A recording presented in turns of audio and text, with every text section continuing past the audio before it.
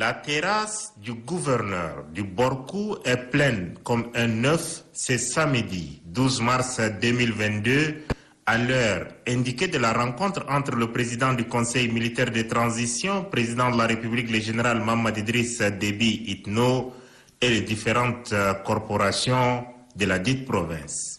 Dans son mot introductif, le gouverneur de la province du Borkou, le général Hassan Salih Al-Gadam Al-Jinedi, a, au nom de sa population, souhaité la bienvenue au chef de l'État, le général Mohamed Idriss Déby Itno, et réitéré le total soutien des filles et fils du Borkou au Conseil militaire de transition.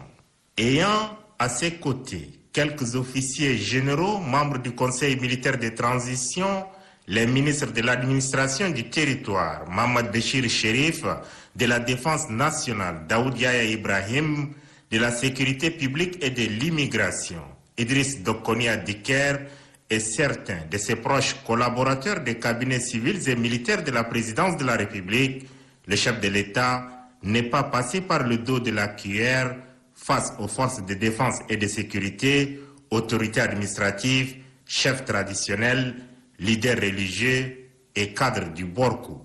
Dieu m'en tiendra rigueur si je ne vous dis pas certaines vérités, leur a-t-il déclaré. Enfants du Borkou, respectez l'autorité de l'État, changez de comportement. Le pays en général et la province du Borkou en particulier n'avancera pas dans le désordre, l'anarchie, la zizanie et la mésentente. Soyez des ambassadeurs de la paix. Pourquoi les chefs des cantons Anakaza et Daza, les cadres Anakaza et Daza, se regardent-ils en chiens de faïence?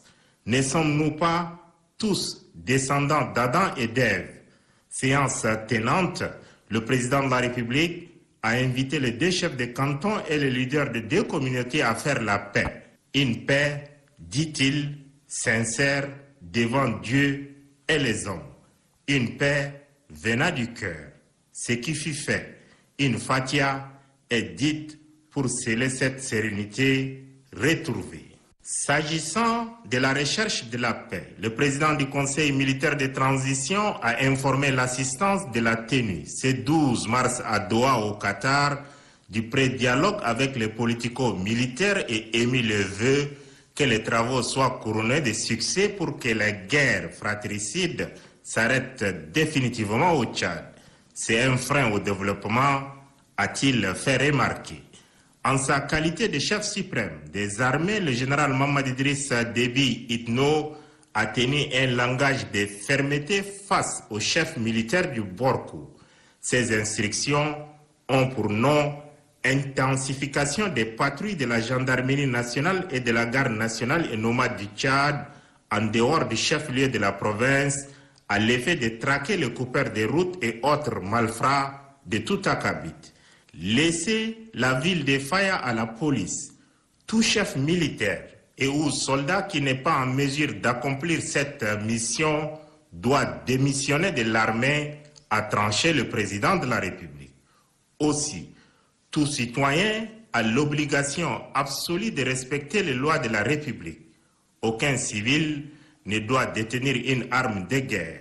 Au titre des annonces au profit de la province du Borkou, le président de la République, le général Mohamed Idriss Déby Itno, a avisé les différentes corporations du Borkou du lancement imminent des chantiers ci-après à Faya Larjou, un lycée scientifique, une succursale de la Banque commerciale du Chari BCC, un hôpital, un marché moderne, une maison d'arrêt, 20 km de voiries urbaines et la construction d'ici 3 mois d'une centrale solaire photovoltaïque de 6 MW, largement suffisant pour couvrir les besoins en énergie solaire de la ville blanche.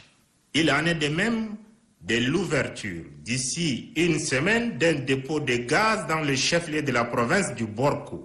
Le prix de vente et de recharge de la bouteille de gaz sera le même que celui d'N'Djamena.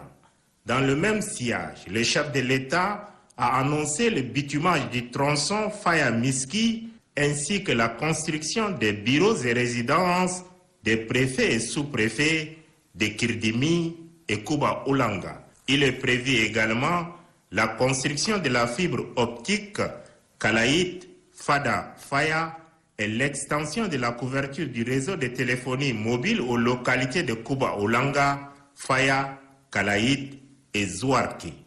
Enfin, le financement pour la construction de l'aéroport de Faya Largeau aux normes internationales est disponible, a conclu le président du Conseil militaire de transition, président de la République, chef de l'État, le général Mohamed Idriss Déby Itno.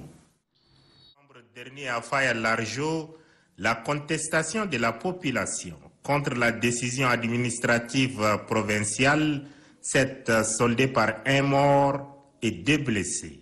Le défunt répond au nom de Mohamed Dadi Blidja. Il était âgé de 18 ans. Quelques heures après son arrivée dans le chef-lieu de la province du Borkou, le président du Conseil militaire de transition, président de la République, chef de l'État, le général Mohamed Idriss Déby Itno, a tenu à recevoir la famille de l'illustre disparu. Une fatia est dite par le président du Conseil militaire de transition, président de la République, chef de l'État, le général Mohamed Idriss Déby Itno, pour le repos éternel de l'âme de l'illustre disparu, avant de souhaiter un prompt rétablissement aux blessés. Interrogé à sa sortie d'audience, Idriss Kokoy, chef de canton d'Ounianga, a, au nom de la famille endeuillée, remercié le président de la République, le général Mohamed Idriss Déby Itno, pour la compassion et le mot de consolation exprimés à leur égard. Fervent croyant, Idriss Kokoy dit s'en remettre à la volonté d'Allah dont nous appartenons et vers qui nous retournerons.